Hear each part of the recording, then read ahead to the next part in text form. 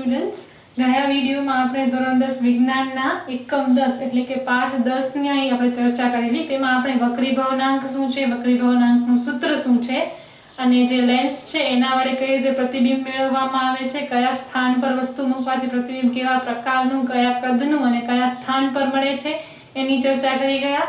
હવે આ વિડીયોની અંદર આપણે આના પછીના મુદ્દાઓની ચર્ચા કરવાની છે, જેમાં સૌથી પહેલો મુદ્દો છે કિરણાકૃતિઓ।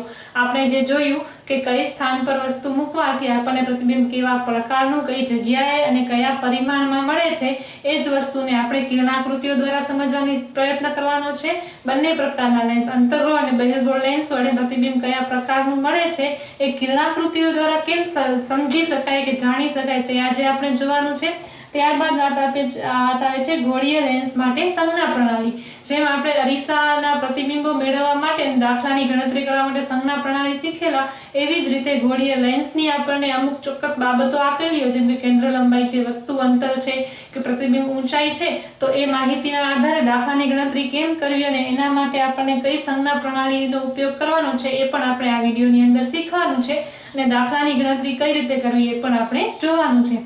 ત્યારબાદ આવે છે લેન્સના સૂત્ર અને મોટવણી। આપણે અરીસા માટેનું સૂત્ર જોઈએ ને સૂત્રના ઉપયોગ વડે અને મોટવણીનું સૂત્ર જોઈને એના ઉપયોગ વડે દાખલાની ગણતરી સમતલ અરીસા માટે કરતા શીખ્યા હતા। હવે આપણે લેન્સના જે દાખલાઓ છે એની ગણતરી માટે લેન્સનું સૂત્ર અને મોટવણીનું સૂત્ર કઈ રીતે ઉપયોગમાં લેવો એનો અભ્યાસ કરીશું। અને છેલ્લે આવે છે લેન્સનો પાવર। તો લેન્સનો પાવર શું છે, લેન્સના પાવરની વ્યાખ્યા, એનો એસઆઈ એકમ અને આપણને રોજિંદા જીવનમાં લેન્સનો પાવર કઈ કઈ જગ્યાએ આપણને ઉપયોગી આવે છે તે વાતની ચર્ચા પણ આપણે આ વિડીયોની અંદર કરવાની છે। આ વિડીયો પૂરો થતા સુધીમાં આપણે આપણો પાઠ 10 છે એ પૂરો કરી નાખશું। તો સૌથી પહેલા શરૂઆત કરીએ કિરણાકૃતિઓ। તો કિરણાકૃતિઓ દ્વારા કઈ રીતે વસ્તુનું જે પ્રતિબિંબ છે એનું સ્થાન, એનો પ્રકાર અને એનું ઊંધું છે કે ચત્તું કે એનું જે પરિમાણ છે એ કેટલું છે એ આપણે જાણી શકીએ છીએ। એનાથી આપણે આજના વિડીયોની શરૂઆત કરીએ। કિરણાકૃતિના ઉપયોગ દ્વારા લેન્સ વડે રચાતા પ્રતિબિંબનું નિરૂપણ। અગાઉના વિડીયોમાં આપણે જે જોયેલા કે લેન્સ દ્વારા પ્રતિબિંબની રચનાના આપણે કોષ્ટક જોયેલા। અંતર્ગોળ અરીસા માટે બે વસ્તુના સ્થાન અને બહિર્ગોળ અરીસા માટે આપણે વિવિધ સ્થાન પરથી મળતું પ્રતિબિંબ કયા પ્રકારનું છે એ પ્રવૃત્તિઓ દ્વારા સમજવાનો પ્રયત્ન કરેલો। એ વાત હતી પ્રવૃત્તિ દ્વારા જોવાની। હવે અહીં આપણને જોવાનું છે કિરણાકૃતિઓ દ્વારા, એટલે કોઈ પણ બે કિરણની પસંદગી વડે આપણે અંદાજો લગાવી શકીએ કે આપણે જાણી શકીએ કે પ્રતિબિંબ કયા સ્થાને, કયા પ્રકારનું અને કેટલા અંતરે મળશે। તો કિરણાકૃતિના ઉપયોગ દ્વારા લેન્સ તથા પ્રતિબિંબનું નિરૂપણ આપણે કરતા શીખવાનું છે। Image formation in lenses using રે ડાયાગ્રામ્સ। આપણે લેન્સ વડે તથા પ્રતિબિંબને કિરણાકૃતિ દ્વારા પણ દર્શાવી શકીએ। કિરણાકૃતિ આપણને લેન્સ વડે મળતા પ્રતિબિંબનો પ્રકાર, સ્થાન અને સાપેક્ષ માપ જણાવવામાં હંમેશા મદદરૂપ થાય છે। લેન્સ માટે કિરણાકૃતિ દોરવા માટે આપણે વક્ર અરીસાની જેમ જ આપણે વક્ર અરીસાની કિરણાકૃતિઓ અગાઉ શીખી ગયા છીએ, તો એવી જ રીતે આપણે કોઈ પણ બે કિરણોને ધ્યાનમાં લઈ અને વસ્તુનું પ્રતિબિંબ કઈ જગ્યાએ મળશે તે જાણી શકીએ છીએ। તો પહેલી વાત કરીએ, વસ્તુ પરથી આવતું મુખ્ય અક્ષને સમાંતર પ્રકાશનું કિરણ બહિર્ગોળ લેન્સ દ્વારા વક્રીભવન પામી આકૃતિ એ માં દર્શાવ્યા મુજબ લેન્સની બીજી તરફના મુખ્ય કેન્દ્રમાંથી પસાર થાય છે। જે મુખ્ય અક્ષને સમાંતર કિરણ છે એ લેન્સની બીજી તરફના મુખ્ય કેન્દ્રમાંથી પસાર થાય છે અને અંતર્ગોળ લેન્સના કિસ્સામાં એ જ પ્રકારનું કિરણ છે એ લેન્સની તે જ બાજુ પરના મુખ્ય અક્ષના કેન્દ્રમાંથી અપસરણ પામતું હોય તેવો આપણને આભાસ થાય છે। અંતર્ગોળ લેન્સ અને બહિર્ગોળ લેન્સ બંનેની અહીંયા વાત કરેલી છે। મુખ્ય અક્ષને સમાંતર આવતું કિરણ બહિર્ગોળ લેન્સની અંદર બીજી તરફ આવેલા મુખ્ય કેન્દ્રમાંથી પસાર થાય છે, જ્યારે અહીંયા અંતર્ગોળ અરીસાના કિસ્સામાં તેના પહેલી તરફના જે મુખ્ય કેન્દ્ર છે તેનામાંથી અપસરણ પામતું હોય તેવો આપણને ભાસ થતો હોય છે। બીજી કિરણાકૃતિ જોઈએ તો અહીંયા બહિર્ગોળ લેન્સના મુખ્ય કેન્દ્રમાંથી પસાર થતું કિરણ લેન્સમાંથી વક્રીભવન પામી આકૃતિમાં દર્શાવ્યા મુજબ અક્ષને સમાંતર, જે તેની મુખ્ય અક્ષ છે તેને સમાંતર નિર્ગમન પામે છે, જ્યારે અંતર્ગોળ લેન્સના કિસ્સામાં આકૃતિમાં દર્શાવ્યા પ્રમાણે લેન્સના મુખ્ય કેન્દ્ર તરફ જતું હોય એવું આપણને લેન્સમાંથી વક્રીભવન પામી મુખ્ય અક્ષને સમાંતર નિર્ગમન પામે છે। અહીંયા શું છે, બહિર્ગોળ લેન્સના કિસ્સામાં મુખ્ય કેન્દ્રમાંથી પસાર થતું કિરણ નિર્ગમન પામી અને મુખ્ય અક્ષને સમાંતર ગતિ કરે છે, જ્યારે મુખ્ય કેન્દ્ર તરફ ગતિ કરતું હોય એવું કિરણ અંતર્ગોળ લેન્સના કિસ્સામાં છે એ અપસરણ પામી અને મુખ્ય અક્ષને સમાંતર ગતિ કરતું જોવા મળે છે. ત્રીજા કિસ્સાની અંદર લેન્સના પ્રકાશીય કેન્દ્રમાંથી પસાર થતું કિરણ. આકૃતિ આપણે જોઈને સમજવાનો પ્રયત્ન કરીએ તો લેન્સના પ્રકાશીય કેન્દ્રમાંથી પસાર થતું કિરણ વિચલન પામ્યા સિવાય નિર્ગમન પામે છે. આ છે એ બંને કિસ્સામાં, એટલે કે બહિર્ગોળ લેન્સના કિસ્સામાં અને અંતર્ગોળ લેન્સના કિસ્સામાં સમાન છે કે જે મુખ્ય પ્રકાશીય કેન્દ્ર છે તેનામાંથી પસાર થતું પ્રકાશનું કિરણ વિચલન પામ્યા સિવાય, એટલે કે વક્રીભવન પામ્યા સિવાય નિર્ગમન પામે છે, જે આપણે આપેલ આકૃતિમાં જોઈ શકીએ છીએ. બહિર્ગોળ લેન્સ દ્વારા કેટલાક અલગ અલગ વસ્તુ સ્થાન માટે પ્રતિબિંબની રચના દર્શાવતી કિરણાકૃતિઓ આપણને નીચે આપેલી છે. કે વસ્તુ કયા સ્થાને મૂકેલી છે આપણે અગાઉ કોષ્ટકમાં જોઈ ગયા છીએ અને તેનું પ્રતિબિંબ પણ ક્યાં મળે છે આપણે કોષ્ટકમાં લખેલું જ છે. માત્ર એ જ બાબત અહીંયા કિરણાકૃતિ દ્વારા દર્શાવવામાં આવેલી છે. અંતર્ગોળ લેન્સ દ્વારા કેટલાક અલગ અલગ વસ્તુ સ્થાન માટે પ્રતિબિંબની રચના દર્શાવતી આકૃતિ 10.17 એટલે કે બાજુના પેજ પર આપેલી છે. સૌથી પહેલા બહિર્ગોળ લેન્સની આપણે વાત કરીએ તો મુખ્ય કેન્દ્રથી દૂર હોય કોઈ વસ્તુ મૂકેલી તો તેનું આપણને જે પ્રતિબિંબ છે મુખ્ય કેન્દ્ર ઉપર મળે છે. 2f1 ની નજીક મુકાયેલી વસ્તુ છે એનું પ્રતિબિંબ આપણને ઊંધું મળે છે અને f થી એટલે કે મુખ્ય કેન્દ્રથી પહેલા મળે છે. મુખ્ય કેન્દ્રથી દૂરની તરફ મળે છે. એવી રીતે ત્રીજી આકૃતિ આપી છે કે વસ્તુને જ્યારે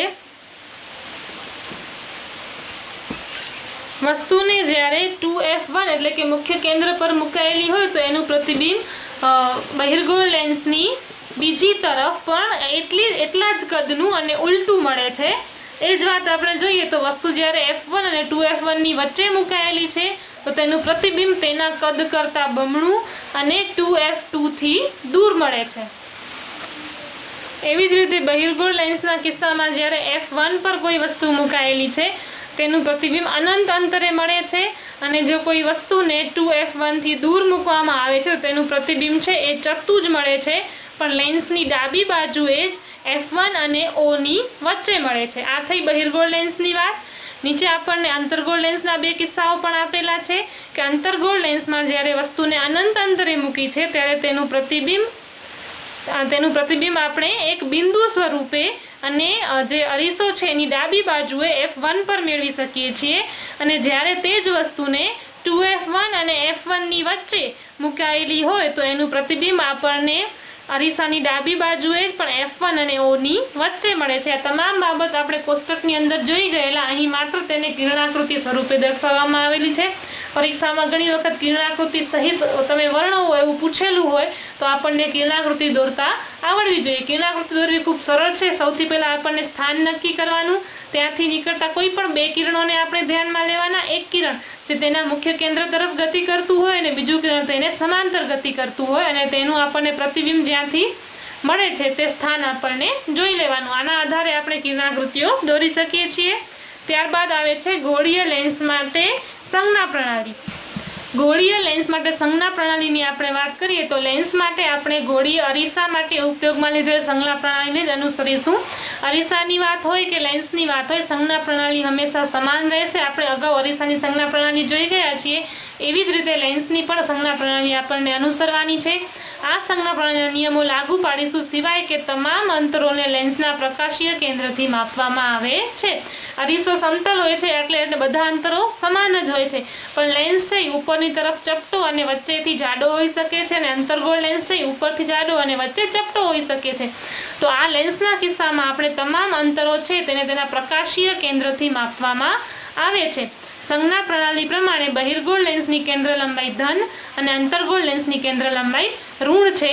આપણે UVF વસ્તુ ઊંચાઈ h અને પ્રતિબિંબ ઊંચાઈ h' માટે યોગ્ય ચિહ્નો વાપરવાની કાળજી અરીસામાં લેવી પડતી હતી તેવી જ લેન્સમાં પણ લેવી પડશે. લેન્સ સૂત્ર અને મોટવણી. જેમ આપણે અરીસા માટે સૂત્ર જોઈ ગયા એ પ્રમાણે આપણને લેન્સ માટે પણ સૂત્ર જોવાનું છે. ગોળીય અરીસાની જેમ ગોળીય લેન્સ માટે પણ આપણને સૂત્ર મળે છે. આ સૂત્ર વસ્તુ અંતર u, પ્રતિબિંબ અંતર v અને કેન્દ્ર લંબાઈ f વચ્ચેનો સંબંધ દર્શાવે છે. 1v - 1/v - 1/u = 1/f F આ દર્શાવેલ લેન્સ સૂત્ર વ્યાપક અને કોઈપણ ગોળીય લેન્સમાંની સ્થિતિ માટે સાચું છે.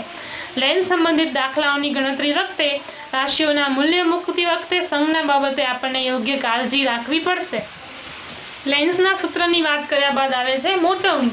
મોટવણી એટલે શું? આપણે અરીસાની વાત કરી ત્યારે પણ ચર્ચા કરી ગયેલા. લેન્સ દ્વારા મળતી મોટવણી ગોળીય અરીસાથી મળતી મોટવણીની જેમ જ પ્રતિબિંબની ઊંચાઈ અને વસ્તુની ઊંચાઈના ગુણોત્તર વડે વ્યાખ્યાયિત કરવામાં આવે છે.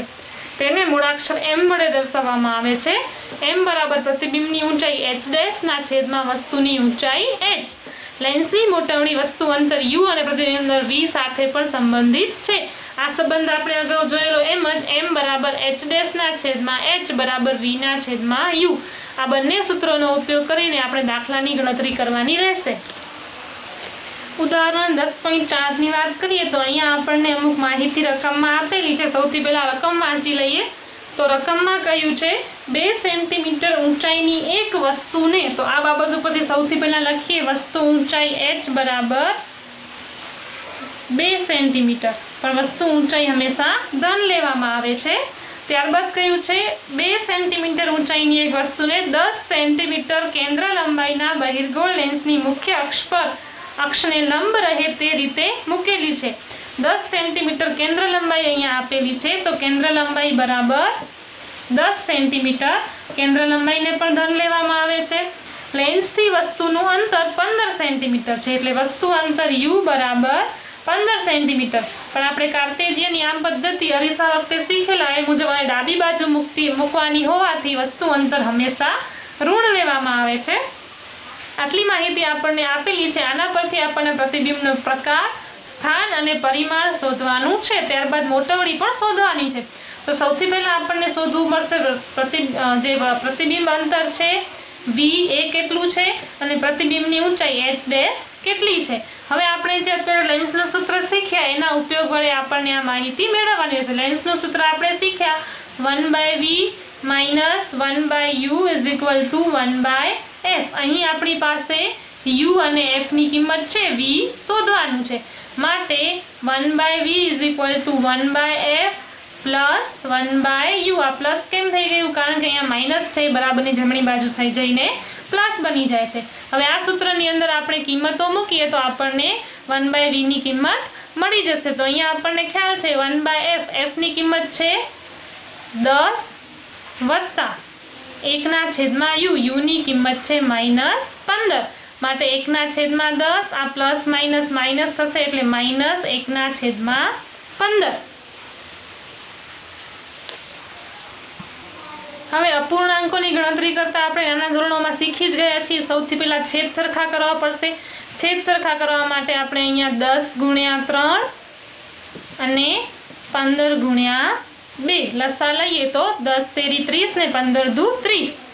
હવે 1 × 3 એટલે 3 ઓછા 1 × 2 એટલે 2/30. 3 માંથી 2 જાય તો 1, 1/30. હવે આ 1/30 આપણને શું મળ્યું? 1/v. માટે v ની કિંમત થશે 30 સેન્ટીમીટર. પણ આપણે અહીંયા જોઈએ છીએ કે v ની કિંમત આપણને ધન મળે છે. તો v ની કિંમત આપણને મળે છે, આપણે અહીંયા જોયું 1/v બરાબર 3 ઓછા 2/30. 3 માંથી 2 જાય તો 1/30. આ આપણને મળે છે 1/v બરાબર 1/30. માટે v ની કિંમત મળશે +30 સેન્ટીમીટર. આ આપણને મળે છે પ્રતિબિંબ અંતર v. હવે પ્રતિબિંબ અંતર છે અહીંયા પ્લસમાં છે. આના ઉપરથી આપણે શું કહી શકીએ કે પ્રતિબિંબ પ્રકાશીય કેન્દ્રની બીજી તરફ 30 સેન્ટીમીટર જેટલા અંતરે રચાશે અને પ્રતિબિંબ વાસ્તવિક અને ઉલટું હશે. હવે આપણને શોધવાની છે મોટવણી. તો મોટવણીનું સૂત્ર મૂકીએ. મોટવણી m બરાબર h' ના છેદમાં h બરાબર v ના છેદમાં u. આના ઉપરથી આપણે h' શોધી શકીશું. h' બરાબર h ના ગુણાકારમાં v ના છેદમાં u. અહીંયા આપણી પાસે h ની કિંમત પણ છે. h ની કિંમત આપણને આપેલી છે 2, v ની કિંમત આપણે અત્યારે શોધી 30 અને u ની કિંમત આપણી પાસે છે -15. તો અહીંયા 15 × 15 અને 15 દુ 30. बराबर 2 गुणिया 2 એટલે 4 થશે। અહીંયા માઈનસની નિશાની છે એટલે -4। આના ઉપરથી આપણને h ડેશ ની કિંમત મળે છે h ડેશ બરાબર -4 સેન્ટીમીટર। h ડેશ એટલે પ્રતિબિંબની ઊંચાઈ। હવે આપણે શોધીશું મોટવણી। મોટવણી બરાબર h ડેશ ના છેદમાં h। આ સૂત્રથી આપણે વાકેફ છીએ। h ડેશ ની આપણને કિંમત મળી છે -4 અને h ની કિંમત આપણી પાસે છે +2। 2 દુ 4 પ્લસ માઇનસ માઇનસ એટલે -2। મોટવણી આપણને મળે છે -2। તો આના ઉપરથી આપણે કહી શકીએ છીએ કે m અને h ડેશ ના ઋણ ચિહ્નો દર્શાવે છે કે પ્રતિબિંબ વાસ્તવિક અને ઉલટું છે, મુખ્ય અક્ષની નીચે તરફ રચાય છે અને 4 સેન્ટીમીટરનું ઊંચાઈનું વાસ્તવિક અને ઉલટું પ્રતિબિંબ લેન્સની બીજી તરફ 30 સેન્ટીમીટર અંતરે મળે છે। અને 2 દર્શાવે છે, આ 2 -2 ચિહ્ન દર્શાવે છે કે મળતું પ્રતિબિંબ 2 ગણું મોટું હશે। તો આવી રીતે આપણે સૂત્રના લેન્સના જે સૂત્ર છે એના ઉપયોગ વડે અને મોટવણીના સૂત્રના ઉપયોગ વડે દાખલાની ગણતરી કરી શકીએ છીએ। હવે વાત કરીએ લેન્સનો પાવર। આપણે શીખી ગયા કે પ્રકાશ કિરણોનું અભિસરણ કે અપસરણ કરવાની લેન્સની ક્ષમતાનો આધાર છે એ તેની કેન્દ્ર લંબાઈ પર રહેલો છે। આ ઘણી વખત 1 માર્ક્સમાં કે ઓપ્શન વાળામાં પૂછાતું હોય છે કે પ્રકાશના કિરણોનું અભિસરણ કે અપસરણ કરવાની લેન્સની ક્ષમતાનો આધાર ખાલી જગ્યા પર છે તો કેન્દ્ર લંબાઈ પર। દાખલા તરીકે ટૂંકી કેન્દ્ર લંબાઈનો બહિર્ગોળ લેન્સ પ્રકાશના કિરણોને મોટા કોણે વાંકા વાળે છે અને પ્રકાશીય કેન્દ્રની નજીક કેન્દ્રિત કરે છે। આવી રીતે ટૂંકી લંબાઈ વાળો અંતર્ગોળ લેન્સ છે એ મોટી કેન્દ્ર લંબાઈના લેન્સ કરતા વધારે અપસરણ કરે છે। આપણે યાદ રાખવાની વસ્તુ છે પ્રકાશના કિરણોના અભિસરણ કે અપસરણનું પ્રમાણ લેન્સના પાવરના પદમાં દર્શાવવામાં આવે છે। પાવરની વ્યાખ્યા પણ અહીંયા છે। લેન્સની કેન્દ્ર લંબાઈના વ્યસ્તને લેન્સના પાવર તરીકે વ્યાખ્યાયિત કરવામાં આવે છે। તો પાવરની વ્યાખ્યા પણ આપણને અહીંથી યાદ રાખવાની છે। પાવરને મૂળાક્ષર p વડે દર્શાવવામાં આવે છે। f કેન્દ્ર લંબાઈ ધરાવતા લેન્સનો પાવર p બરાબર 1/f આ પાવરનું સૂત્ર છે। લેન્સના પાવરનો SI એકમ ડાયોપ્ટર છે તેને મૂળાક્ષર d વડે દર્શાવવામાં આવે છે। જો f ને મીટરમાં દર્શાવવામાં આવે તો પાવરને ડાયોપ્ટરમાં દર્શાવાય છે। આમ એક ડાયોપ્ટર એવા લેન્સનો પાવર છે કે જેની કેન્દ્ર લંબાઈ 1 મીટર હોય, માટે એક ડાયોપ્ટર બરાબર 1 મીટર ઇન્વર્સ અથવા 1 મીટરની -1 આપણે નોંધ્યું કે બહિર્ગોળ લેન્સનો પાવર ધન અને અંતર્ગોળ લેન્સનો પાવર હંમેશા ઋણ હોય છે। ઓપ્ટિશિયન એટલે કે જે ચશ્માનો નંબર કાઢી આપે છે એને આપણે ઓપ્ટિશિયન કહીએ છીએ। તો ઓપ્ટિશિયન શુદ્ધિકારક લેન્સને પાવર વડે દર્શાવે છે। ધારો કે સૂચવેલ લેન્સનો પાવર +2.0 d એટલે કે ડાયોપ્ટર છે, એનો અર્થ એમ થાય છે કે સૂચવેલ લેન્સ બહિર્ગોળ લેન્સ છે કારણ કે એ ધન છે અને આ લેન્સની કેન્દ્ર લંબાઈ 0.5 મીટર છે। આ જ પ્રમાણે -2.5 ડાયોપ્ટરના લેન્સની કેન્દ્ર લંબાઈ -40 મીટર છે અને આ લેન્સ અંતર્ગોળ છે। એટલે ઓપ્ટિશિયન આપણને જે નંબર આપે એના ઉપરથી આપણે કહી શકીએ કે આપણે જે લેન્સ પસંદ કરવાનો છે એ અંતર્ગોળ કે બહિર્ગોળ હશે કે એની કેન્દ્ર લંબાઈ કેટલી હશે। તો આજના વિડીયોની અંદર આપણે કિરણાકૃતિઓ દ્વારા પ્રતિબિંબની રચના, ત્યારબાદ લેન્સના સૂત્ર અને તેના આધારે મોટવણી અને મોટવણીના સૂત્રના આધારે દાખલાની ગણતરી કરતા શીખ્યા અને ત્યારબાદ લેન્સનો પાવર શું છે એની ચર્ચા આપણે કરી। અહીંયા આપણા વિજ્ઞાનનો 10મો એકમ જે છે એ પૂરો થાય છે। આવતા વિડીયોથી આપણે એક નવા એકમની શરૂઆત કરીશું। Thank you.